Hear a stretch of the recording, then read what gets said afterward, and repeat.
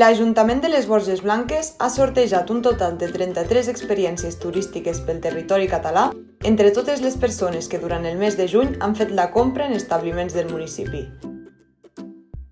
Aquesta iniciativa s'ha dut a terme en el marc de la campanya Compra i Descobreix Catalunya de la xarxa de barris antics, que té l'objectiu de donar suport al petit comerç i promocionar el turisme local.